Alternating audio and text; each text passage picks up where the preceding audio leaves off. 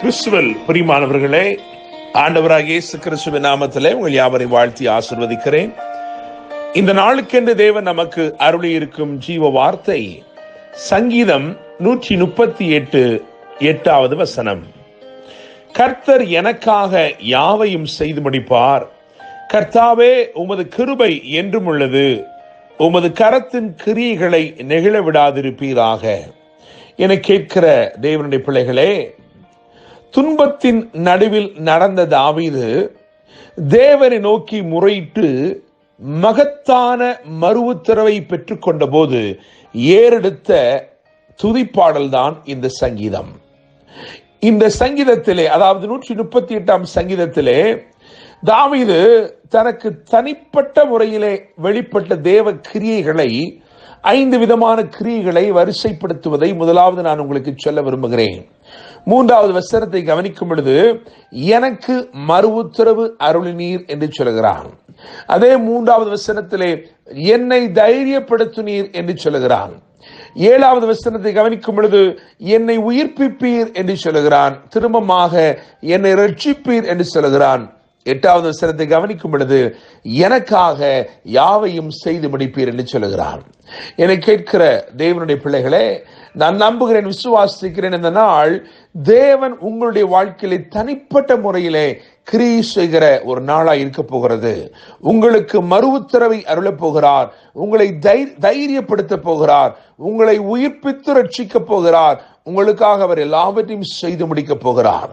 தேவன் உங்களுக்கு வாக்கு பண்ணினதை நிறைவேற்றும் காலத்திற்குள்ளே நீங்கள் வந்திருக்கிறபடினாலே அவர் உங்களுக்காக எல்லாவற்றையும் அவரே செய்து அவர் முடிக்கிறதை நான் உங்களுக்கு இந்த நாளில் அறிவிக்க விரும்புகிறேன். மாத்திரமல்ல, இந்த சங்கீதத்தை வாசிக்கும் பொழுது இந்த சங்கீதத்திலே தேவனை தாவீது துதிப்பதற்காக அவன் 3 காரியங்களை அவன் முக்கியப்படுத்துகிறான்.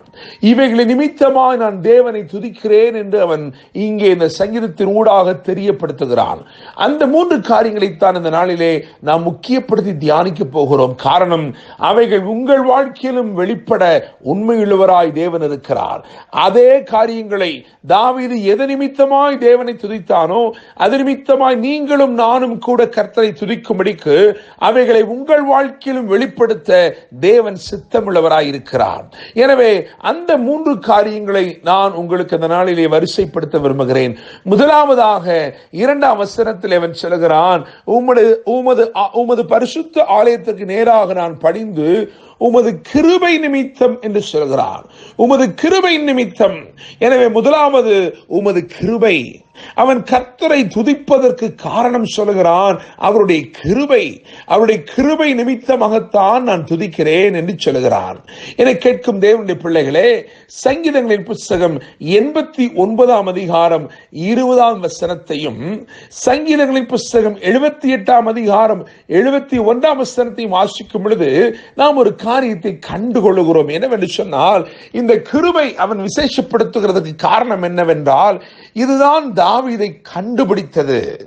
கர்த்தர் தமது கிருபையினால் தாவீதை கண்டுபிடித்தார். தேவனுடைய பிள்ளைகளே, கிருபை ஒரு மனுஷனை மேன்மைப்படுத்தும்படிக்கு அல்லது ஒரு மனுஷனுடைய வாழ்க்கையிலே தேவ திட்டத்தை வெளிப்படுத்தும்படிக்கு அவனை கண்டுபிடிக்கிறது. எனவே கிருபை இந்த நாளிலே உங்களுக்கு வெளிப்பட்டு உங்களுடைய சூழ்நிலையிலே நீங்கள் எங்கு இருந்தாலும், எப்படிப்பட்ட தரிப்படுத்தப்பட்ட நிலையில் இருந்தாலும், புறக்கணிக்கப்பட்ட நிலைமையில் இருந்தாலும், இந்த கிருபை இந்த காலை வேளையிலே உங்களை கண்டுபிடிக்கிறது. தேவனுடைய பிள்ளைகளே, எனவே முதலாவது அவன் தேவனை துதிக்கிறான். எதற்காக என்று சொன்னால், அவனை கண்டுபிடித்த கிருபைக்காக. கர்த்தருடைய கிருபை அவனை கண்டுபிடித்தது. கரவலாடுகளின் பின்னாக திரிந்த அவனை கர்த்தருடைய கிருபை கண்டுபிடித்தது. கர்த்தர் அவனை கண்டுபிடித்தார். எனவே கிருபை கண்டுபிடிக்கிறது. இரண்டாவதாக அதே 2ஆம் வசனத்திலே சொல்கிறான், உமது உண்மை நிமித்தம் உமது நாமத்தை துதிப்பேன் என்று சொல்லி. இரண்டாவதாக அவருடைய உண்மை.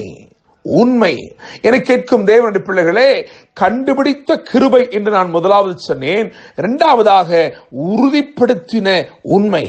கர்த்தருடைய உண்மை கர்த்தருடைய வார்த்தையே.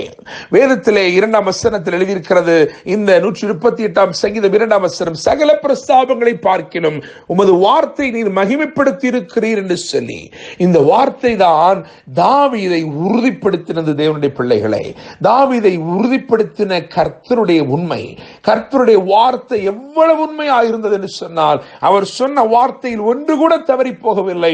அவருடைய வார்த்தை அவனை உறுதிப்படுத்தி நிலைப்படுத்தினது.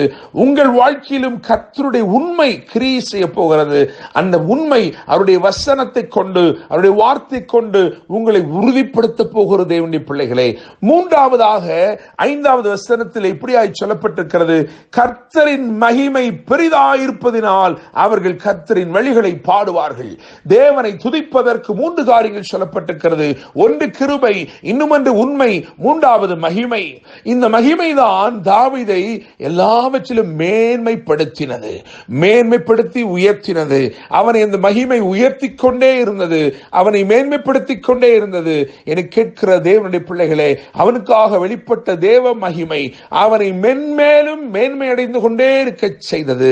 இன்னைக்கு நான் நம்புகிறேன், விசுவாசிக்கிறேன், கண்டுபிடிக்கும் கிருபை உங்களை கண்டுபிடிக்க போகிறது. உறுதிப்படுத்தும் உண்மை உங்களை உறுதிப்படுத்தி நிலைப்படுத்த போகிறது. மேன்மைப்படுத்தும் மகிமை உங்கள் வாழ்க்கையை வித்தியாசமாய் மேன்மைப்படுத்தி விசேஷப்படுத்தி அலங்கரித்து ஆசீர்வாதமாய் உயர்த்த போகிறது. இந்த வார்த்தையை கவனியுங்கள். சொல்லப்பட்டிருக்கிற சங்கீதம் 138:8, கர்த்தர் எனக்காக யாவையும் செய்து முடிப்பார். கர்த்தாவே, உமது கிருபை என்றும் எழுது, உமது கரத்தின் கிரியைகளை நெகிழ்விடாது இருப்பீராக. இந்த வார்த்தைகள் மூலமாய் கர்த்தர் தாமே உங்களை ஆசீர்வதித்து உயர்த்துவாராக. என்று அன்புடன் pastor Daniel Moses. God bless you.